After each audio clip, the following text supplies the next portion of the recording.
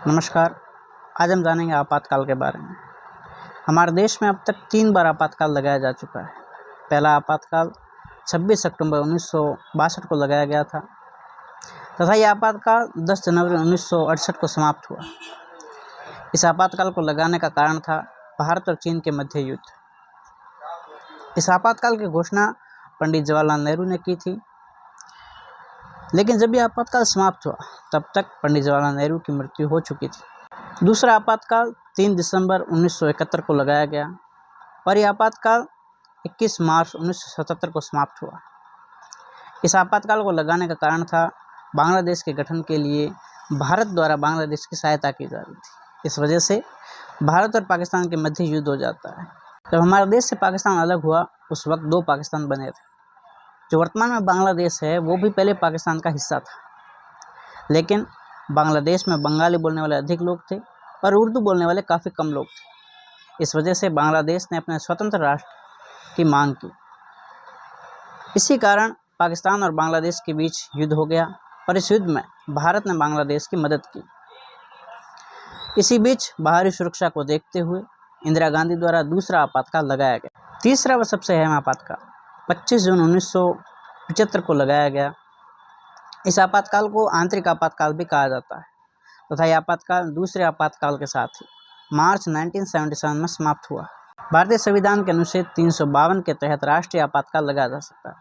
यह आपातकाल राष्ट्रपति लगा सकता है, लेकिन राष्ट्रपति मंत्रिपरिषद की सहमति के बिना यह आपातकाल नहीं लगा सकता। राष्ट्रपति फकीरुद्दीन अली अहमद द्वारा संविधान के अनुच्छेद 352 के तहत आधिकारिक तौर पर जारी किया गया आपातकाल 25 जून 1975 से प्रभावी था तथा यह आपातकाल 21 मार्च 1977 को समाप्त हुआ। इस आपातकाल के आदेश में प्रधानमंत्री को डिक्री द्वारा शासन करने का अधिकार दिया गया, जिससे चुनाव रद्द किए जा सके, नागरिक स्वतंत्रता को निलंबित किया जा सके और इस आपातकाल से आम नागरिकों की स्वतंत्रता को छीन लिया गया। समाचार पत्रों पर रोक लगा दी गई।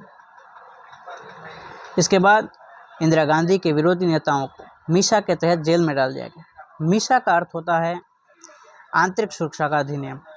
इस आपातकाल को कई लोगों ने लोकतंत्र पर खतरा और संविधान विरोधी बताया।